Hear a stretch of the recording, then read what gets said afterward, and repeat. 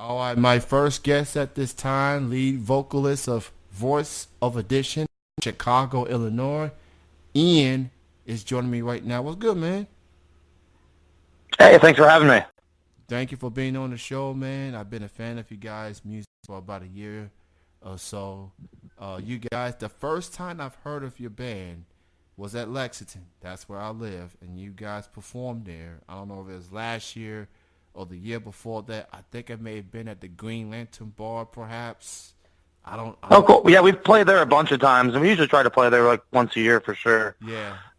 So I'm not sure. We usually try to play there like every summer. So it was like August of last year was the last time we were there. Yeah, I think that I was that night. So that's how I heard of y'all. And oh, cool. So That's awesome, man. And I like the music. I also like the message behind the music that you guys do. Definitely much needed right now, considering what's going on in this country.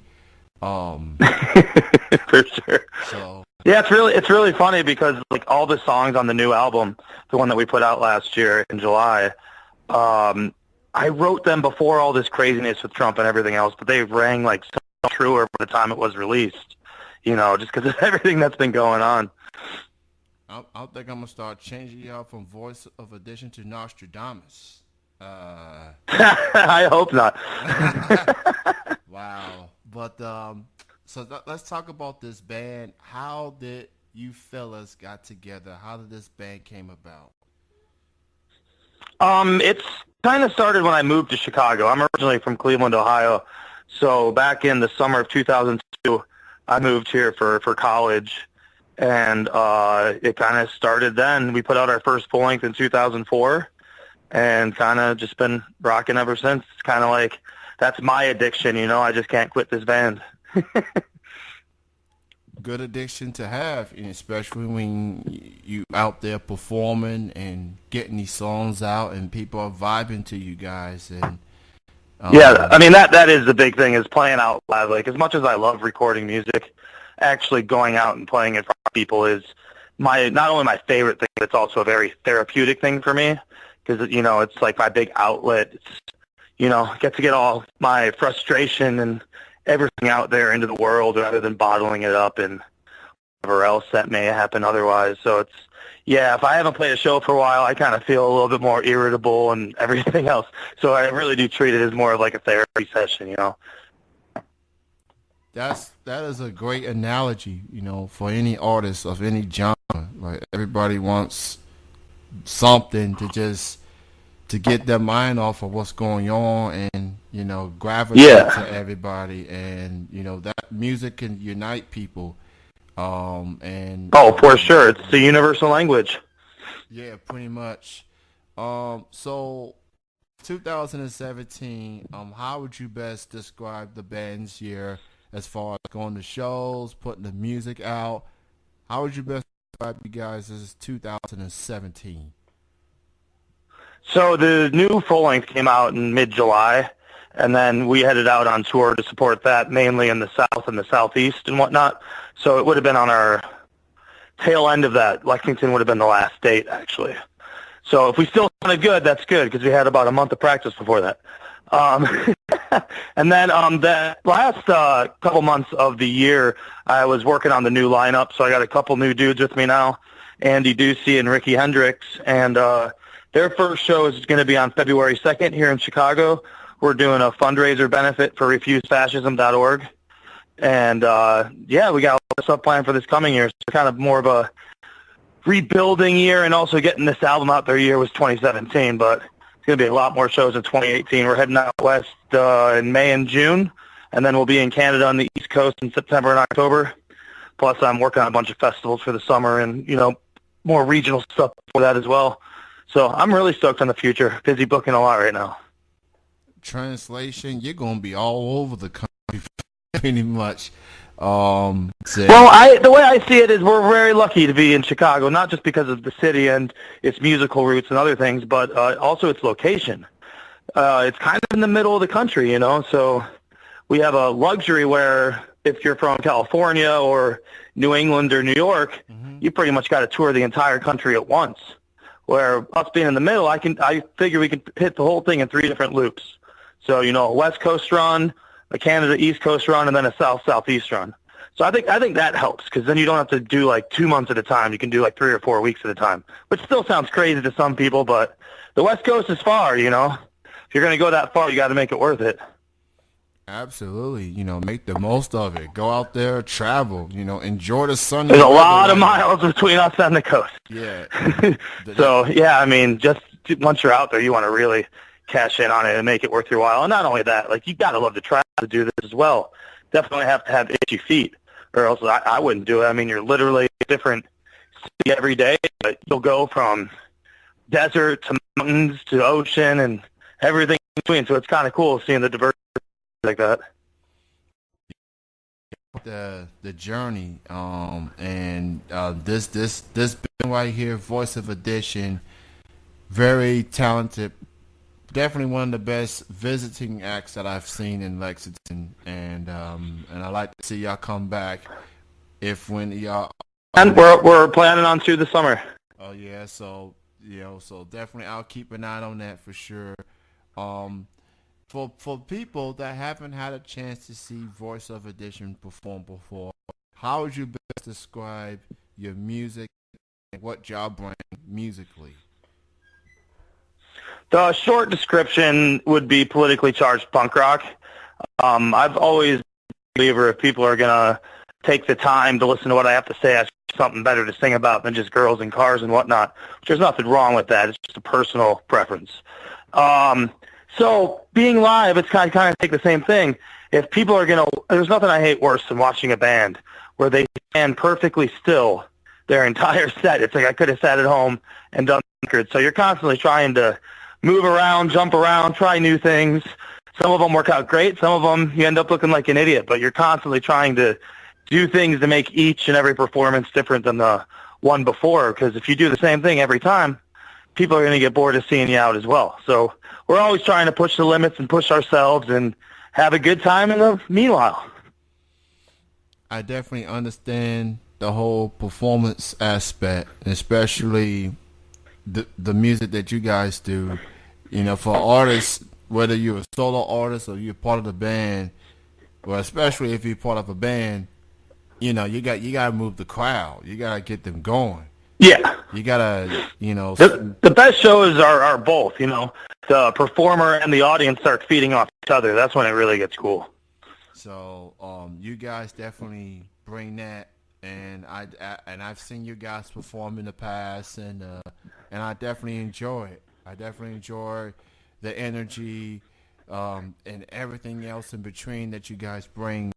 So Voice of Addition is how did y'all came up with that name? What was it? You? Was it anyone in particular? Is there a meaning behind the band name? Yeah, for sure. So when we kind of realized we needed like a name, like a real name, once we were starting to play out and whatnot, man, I've never been good with that, to be honest, of naming any band I've been in. So, me and the guitar player at the time were talking, and he brought up, what about Voice of Addiction, which was the name of a song we played at the time that I had written. And it never got recorded or anything, but it became the name, because as soon as he said it, I'm like, that's perfect. Why did I never think about this?